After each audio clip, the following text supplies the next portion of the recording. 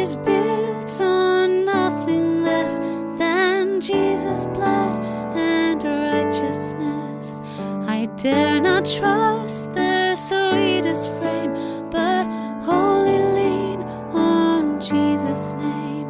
On Christ the solid rock I stand, all other ground is sinking sand. All other ground is sinking sand.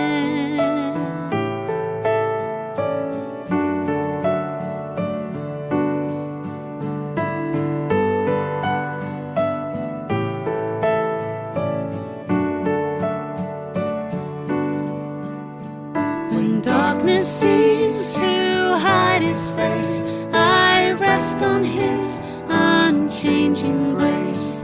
In every high and stormy gale, my anchor holds within the veil. On Christ the solid rock I stand, all other ground is sinking sand. All other ground is sinking sand.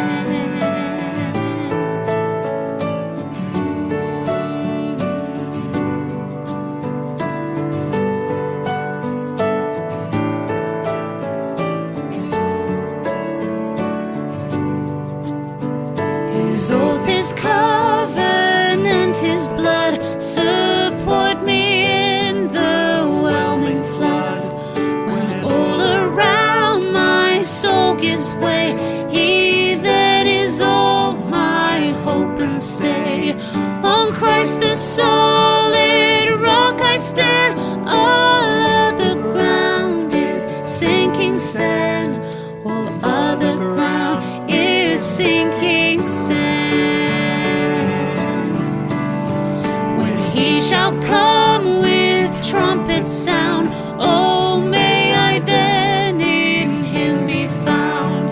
Trust in his righteousness alone, faultless to stand before the throne. On Christ the solid rock I stand, all other ground is sinking sand. On Christ the solid rock I stand, all other ground is sinking sand. All other ground is sinking sand.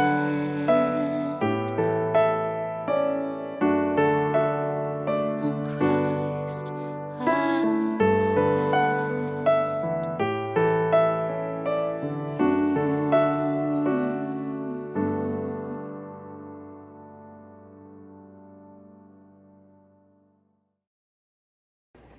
Isang maganda at mapagpalang umaga po sa ating lahat. I am praying and trusting that each one of us feels the love that God is giving us. Muli po ang aming paanyaya that we join and participate our church activities to strengthen our relationship and for deeper understanding of the Word of God. We have our daily prayer covenant, which we are doing right now, our Sunday worship services, and midweek service available both online and on-site. We also have our Sunday school and care groups for each group. Please approach our ministerial staff, church secretary, lay leaders for details on how to join and access each activities. Let us bow our heads as we prepare ourselves in today's message of God. Our Father in heaven, we praise and glorify you for blessing and giving us another day of hope and beginning. We thank you for the gift of life. May this life that you have given us be useful in sharing your word, and may we be a vessel and channel of blessing for our brothers and sisters in Christ. Open our heart and prepare our spirit in hearing and understanding your message today. May your words be the words that I utter, and may your glory shine as your word is shared today. This we pray in Jesus' name. Amen. Muli po a blessed morning. Our text for today can be found on John 17:6-19. Jesus prays for his disciples. I have revealed you to those whom you gave me out of the world. They were yours, you gave them to me, and they have obeyed your word. Now they know that everything you have given me comes from you. For I gave them the words you gave me, and they accepted that. They knew with certainty that I came from you, and they believed that you sent me. I pray for them. I am not praying for the world, but for those you have given me, for they are yours. All I have is yours, and all you have is mine, and glory has come to me through them. I will remain in the world no longer, but they are still in the world. I am coming to you. Holy Father, protect them by the power of your name, the name you gave me, so that they may be one as we are one. While I was with them, I protected them and kept them safe by the name that you gave me. None has been lost except the one doomed to destruction, so that Scripture would be fulfilled. I am coming to you now, but I say these things while I am still in the world, so that they may have the full measure of my joy within them. I have given them your word, and the world has hated them, for they are not of the world any more than I am of the world. My prayer is not that you take them out of the world, but that you protect them from the evil one. They are not of the world, even as I am not of it. Sanctify them by the truth. Your word is truth. As you sent me into the world, I have sent them into. Praise God for the reading of this word. Ano po ba yung pinaka makikita natin immediately is that Jesus prays for His disciples, which I believe as of this generation is each one of us. He's praying for us to be protected from the evil one and to sanctify us. Yes, we know the world that we live right now is a very dangerous world. Marami po tayong nababasa, marami tayong nakikita. And at the same time, the generation now is trying to distort what is written on the Bible. Ganun din po marami sa atin ang naka-experience firsthand ng dangers of life. And our human instinct is either to fight or to go with it. Kahit ano pong gawin natin, each situation changes our lives. It's either we keep ourselves safe or we expose ourselves to danger. Ano po ba yung danger? It is also the danger of being tempted to do something that is not right. Someone will get hurt, life will be lost, and most of the time it opens up space and a place for us to feel empty and lost our trust in God.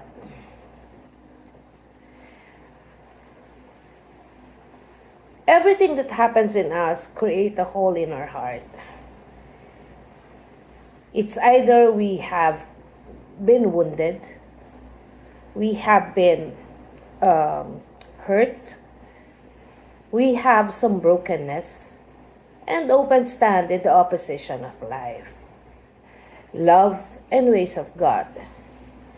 Yun po ang ibig sabihin ni John sa world. Kasi we are not of the world. When we select God, when we selected or chose to follow God, ibig sabihin po noon, we would not be going with the world. Kasi alam naman po natin, ang mundo na ginagalawan natin is makasalanan. Meron nga po ako nabasa sa Facebook. Ito po yung panahon wherein even the word of God is being distorted, so that we could compromise with what is happening into the world. And this could be a controversial thing. This is also one of the reasons why there are divisions in our own faith.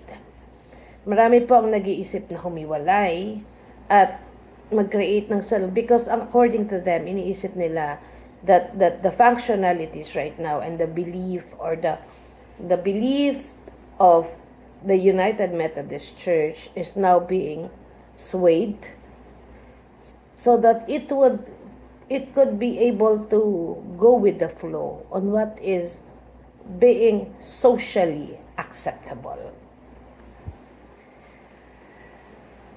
And most often, those feelings would create divisiveness, not only between friends, families, or even the whole community.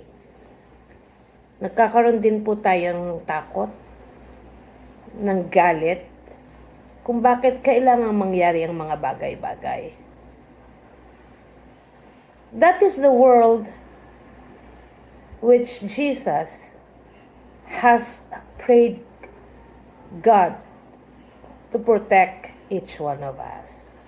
Because He would like each one of us to be faithful and that we continue to live and practice our faith based on what is in the Bible. Alam po ng Panginoon, even during at that time, that we would be, the disciples or the believers in God would be facing so many things.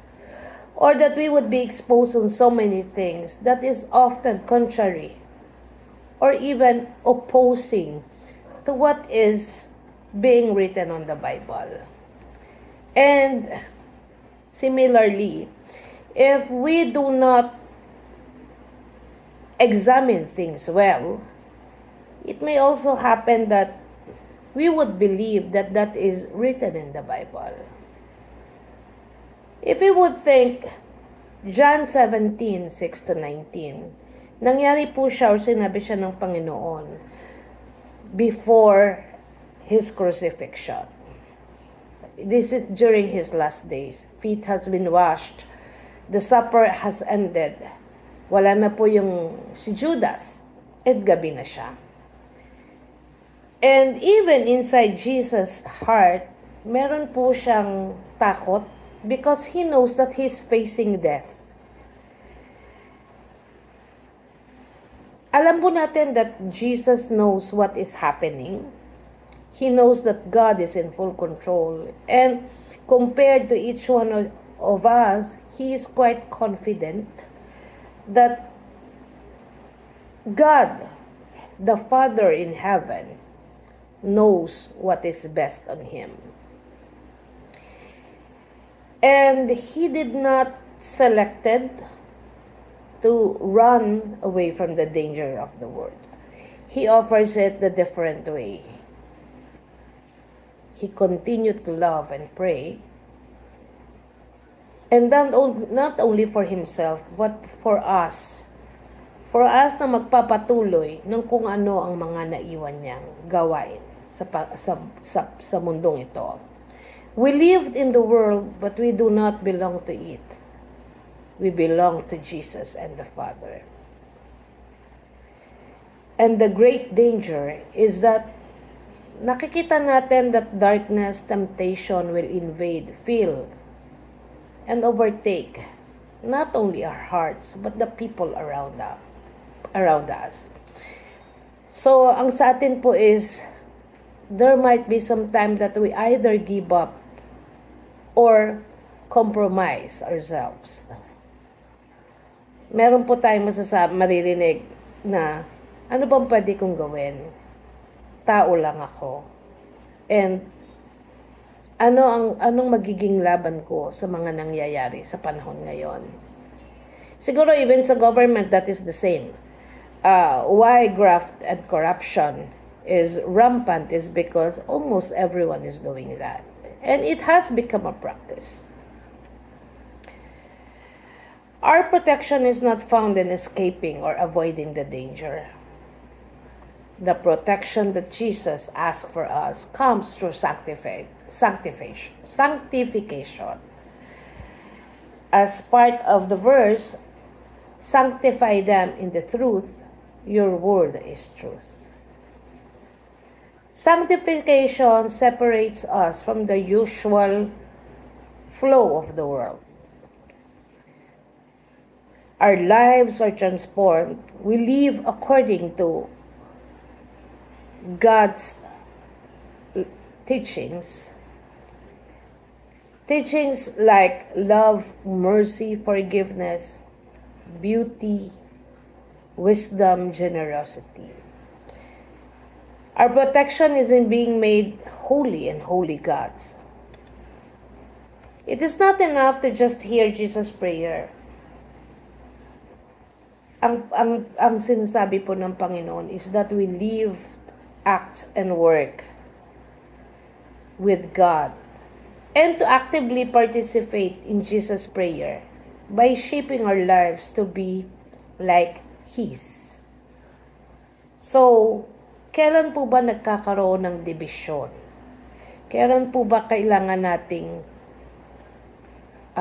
sumang-ayon? While we pray, we should also examine our own hearts and ask ourselves some hard question. Ano po ba ang nangyayari sa puso natin? Anong orientation natin ngayon sa buhay? How do we benefit from it?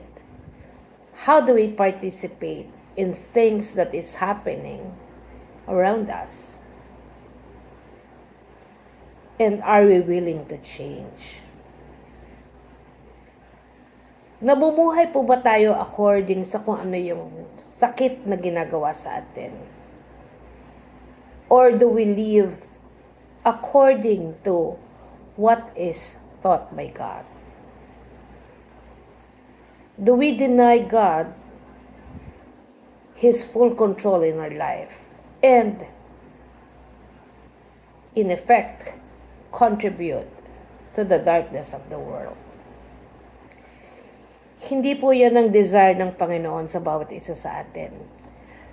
God's desire is that we shine as a living testimony of how gracious, how kind, and how powerful is God. Ikaw, ako, ay ang dahilan kung bakit namatay ang ating Panginoon. Kung bakit niya ibinigay ang sarili niyang buhay. We are the gift that He has given to His Father. And Jesus has entrusted us to His Father so that we will be protected. We should all be prepared to be sanctified, and because of sanctification, there might be some difficult things that we would go through. However, we should always use this as a test or as a strengthening tool of how we will have a better relationship with God. Meron po tayong realization or dividing lines in our life. Yun po yung ating how we have encountered God. It could be a sickness, a death of a loved one, divorce, loss of job, pwede po yung panahon ng hopelessness, an aging body. At the same time, it could also come from a very happy moment in our life. Kasal, ang pagkakaroon ng panibagong blessing or mga bata, anak, unexpected opportunities. So in so many ways, our lives is a series of encounters with God. And we should all look back how we have reacted on each encounter. Ano po ba yung mga questions na niraise natin? The choices that we have made. Ano yung mga struggles na hinarap natin? And paano nito binago ang buhay natin? Ang isa pong tanong na gusto kong itanong sa bawat isa sa atin, are we struggling? Are we facing difficulties in our life? And what we can learn from it? Ano po ba sa palagay natin ang dahilan kung bakit may mga pinagdadaanan tayo? And yung ating po bang pinagdadaanan sa ngayon ay makakapagpalapit sa atin, sa ating Panginoon. Let us pray. Our Father in heaven, thank you. Thank you for everything, the challenges, the opportunities. Give us a heart and give us the eyes that we could see beyond what is happening in front of us. We should see all the positivity and the lessons that you would like to impart in each one of us. Alam namin marami sa amin ang may pinagdadaanan. Alam namin na marami sa amin ang nakakaranas ng pagbabago sa aming buhay. However, let us not see the negativity of this, but we see the positive effects of what we can gain from it. At the same time, we learn to accept that this could either be because of our being not obedient with you, or this is your way to lead us back to your plan in our lives. Protect each one of us. Protect our families and our loved ones. We know that you're the only one that we could entrust everything in our life. This we pray in Jesus' name. Amen.